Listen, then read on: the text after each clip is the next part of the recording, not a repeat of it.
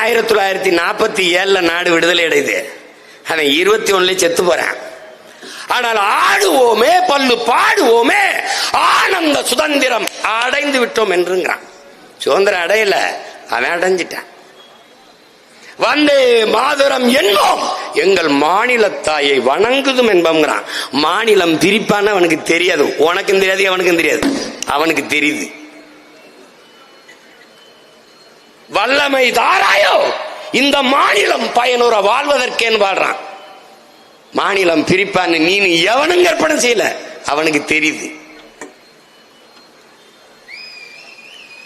நீ என்னடா ஐயா ராமசாமி 36-30க்கு மேலதான்டா பேச ஆரம்பிக்கிறாப்ல. பெண்ணிய உரிமை பேசுறாரு, அது பேசுறாரு. சாதிகள் இல்லையடி பாப்பா, குல தாழ்ச்சி உயர்ச்சி சொல்லல் பாவம் என்று இவர் வர்றதுக்கு முன்னாடியே பாடிட்டான்டா. பட்டங்கள் ஆள்வதும் சட்டங்கள் செய்வதும் பாரி நீர்ப்பெண்கள் இயற்ற வந்தோம்னு பாடிடுறான். தமிழை சனியன் என்கிறார். அவன் யாம் அறிந்த மொழிகளிலே தமிழ் மொழி போல் இனிதானது எங்கும் இல்லைன்னு பாடிடுறான்.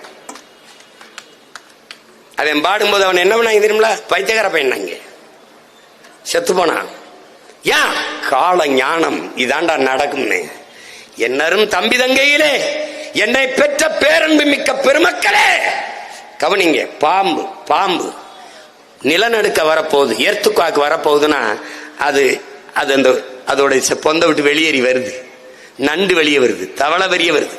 மழை வரப்போகுது என்றால் தட்டான் பூச்சி வண்ணத்து பூச்சிகள் பறந்து முன்னெச்சரிக்கையா நமக்கு உணர்த்துது. எல்லாமே வருவதை உணர்ந்து விழிப்போடு இயங்குது. அப்படி அப்படி பறந்து போயிருது. அந்த தட்டான் பூச்சி பறக்கும் போது என் தாய் காயப்போட்ட துணியை மடிக்கிறா, காயப்போட்ட மிளகா மல்லியை எடுத்துட்டு வர்றா. ஏன்னா மழை வரப்போகுதுன்னு அறிகுறியை தட்டான் உணர்த்துது. பாம்பு வெளியேறுது, எலி வெளியேறுது. என்ன நிலநடுக்க வரப்போகுது, ஒரு ஆபத்து வரப்போகுதுன்னு.